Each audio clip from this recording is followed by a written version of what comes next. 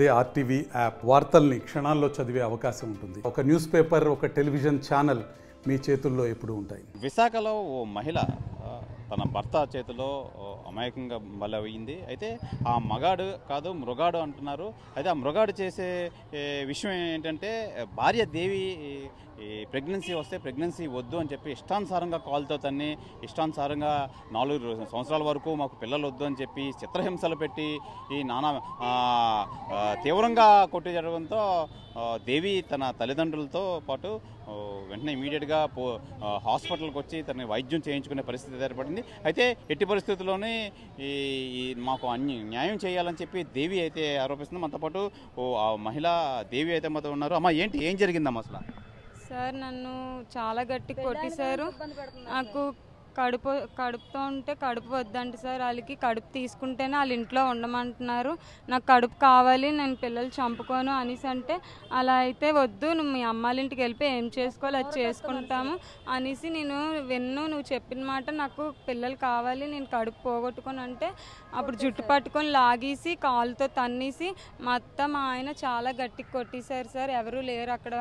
అప్పుడు అమ్మాయిలకి అరుపులు వినిపించి పరిగెట్టుకొని రావడంతో నన్ను విడిపించి బయటికి లేకపోతే చంపేస్తాను అన్నారు సార్. చంపేస్తాను, నేను బతకనివ్వను నిన్ను, నువ్వు నా మాట వినట్లేదు, నువ్వు నా మాట వినవు, నేను వద్దంటే నువ్వు కావాలంటావా అనేసి నన్ను చంపేస్తాను అనేసి చాలా గట్టిగా కొట్టేశారు సార్. ఇవన్నీ మెల్ల అంతా మొత్తం కాలుతో తన్నేసి అసలు వదలట్లేదు సార్. దండం పెడతాను, మీరు చెప్పిన మాట వింటాను, వద్దులే అనేసి ఎంత అన్నా సరే వినిపించుకోలేదు సార్. చాలా గట్టి కొట్టేశారు. అరుపులు, వీధిలో వాళ్ళు అందరూ వచ్చేసారు.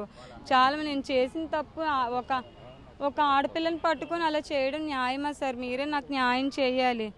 చాలా మీ భర్త పేరు ఏం పేరు, ఏం చేస్తుంటారు? ఎం రాము సార్. సిఎంఆర్ మద్దిలపాలెంలో ఫర్నిచర్ హోమ్ టౌన్లో చేస్తున్నారు సార్. తను మొత్తం హింసిస్తుంది. ఎంత మేము ఇంట్లో చేసుకొని బాగా చేసుకున్నా సరే పని చేయలేదు అనేసి వాళ్ళ కొడుకుకి చెప్పి హింసిస్తారు సార్. తెల్లవారు 5 గంటలకు లెగిసి 6 గంటలకు లెగిసి ఇంటి పని అంతా చేసుకొని బాగలేకపోయినా చేసినా సరే చేయలేదని చెప్తారు సార్. చేయలేదు అనేసి వాళ్ళ కొడుకుకి చెప్పి నన్ను కొట్టించడానికే ట్రై చేస్తారు సార్. ఆవిడకి కూడా అడిగాను, బాప్ప నాకు ఇలాగా ప్రెగ్నెంట్ తీసుకోవడం ఇష్టం లేదు, నువ్వు కూడా ఒక ఆడదానివే కదా, నువ్వు కూడా 3 కన్నావు కదా, నీకు అమ్మ విలువ తెలుసుంటుంది, ఎంత సంతోషంగా ఉంటుందో ఈ న్యూస్ తెలిసాక బాప్ప నువ్వైనా మీ కొడుకు చెప్పంటే ఆడెవరి మాట విండు, ఆడిష్టమే, ఆడొద్దు అంటున్నాడు కదా, ఆడి మాట విను, నువ్వు కూడా అర్థం చేసుకో అంటుంది. అంటేనేమంచి బాప్ప అలా ఎలా అర్థం చేసుకోవాలి, డాక్టర్ దగ్గరికి తీసుకెళ్ళి మందులు వేసేస్తాము, పోవడానికి ఉన్నాయి కదా, మన ఆరోగ్యం పాడైపోద్ది, ఇప్పటికే నాకు ఒంట్లో బాగాలేదు, హెల్త్ బాగాలేదు, ఇప్పుడు అలాంటి పనులు చేస్తే నా ఆరోగ్యం ఇంకా పాడైపోద్ది, మీరు ఎందుకు అలా చెప్తున్నారు, నేను అలా తీసుకొని నాకు ఆ మాట అంటేనే అసలు ఏడుపు వస్తుంది, కడుపులో బిడ్డను అయితే నేను చంపుకొని మనకే పుడుతున్నారు. ఇప్పుడు ఎలా ఉంది నీ ఆరోగ్య పరిస్థితి, ఎలా ఉంది? వైద్యులకు చూపించావా? లేదు సార్, దానికనే వచ్చాము. ఇంకా ఓపీ అవన్నీ నాకైతే చాలా ఓపిక లేదు సార్. ఇదంతా లాగేసి అసలు ఇప్పుడు నించున్నా నేను స్టార్టింగ్ పడిపోయింది సార్. ఇప్పుడు కూడా నాకు బాగాలేదు. ఇదంతా చెప్పండి, ఏమైంది మీ అమ్మాయికి, ఏమైంది, మీకు ఎలా న్యాయం కావాలి? మాకు న్యాయం కావాలి సార్. మా పాప చాలా చిన్నదాయి, బాగా చూసుకోవాలని మేము ఇచ్చాం సార్. మాకు ఆడు ఏటి తెలియదు, ఆడు 2వ పిల్లం చచ్చిపోయింది, ఆడు చంపేశాడు, అవన్నీ ఇప్పుడు తెలుస్తున్నాయి సార్, ముందు తెలియలేదు.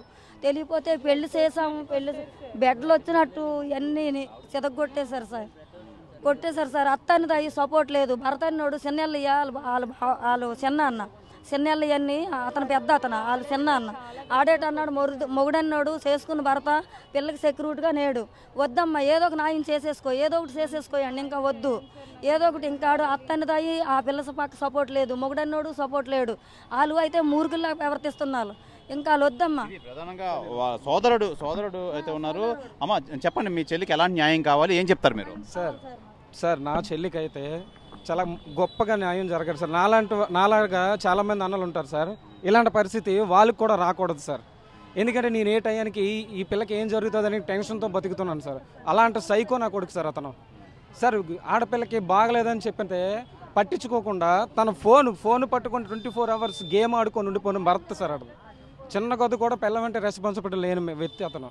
సార్ మాకైతే ఈ పిల్లని అక్కడికి పంపిస్తే చంపేస్తారని పూర్తి నమ్మకం సార్. మా పిల్లని అక్కడికి పంపించలేము సార్. ఎలాంటి న్యాయం కావాలి? మీరు ఎవరిని ఆశ్రయిస్తారు ఇప్పుడు? సార్ న్యాయం అంటే సార్ మాకు చాలా పెద్దలకు మంచి న్యాయం జరగాలి సార్. అతని దగ్గరికి వెళ్లకుండా మాకు మంచి న్యాయం కావాలి సార్. ఈ పిల్లని అక్కడి దగ్గర పంపిస్తే చనిపోతుందనే నమ్మకం. మేము పంపించలేము సార్ అక్కడికి. తనకు కూడా వెళ్ళాలని కూడా ఇంతకొద్ది కూడా ఆలోచన లేదు. అని నేను అక్కడ బతకలేను, చాలా గట్టి కొట్టేశాడు నన్ను అని చెప్పేసి. పెడతాం సార్ కంప్లీట్. ఇప్పుడు తీసుకెళ్తాం సార్. ఆల్రెడీ కమిషనర్ ఫోన్ చేశారు సార్ నాకు. కమిషనర్ హాస్పిటల్ తీసుకొని వెళ్తాం సార్. అదే స్టేషన్కి తీసుకొని వెళ్తాం సార్.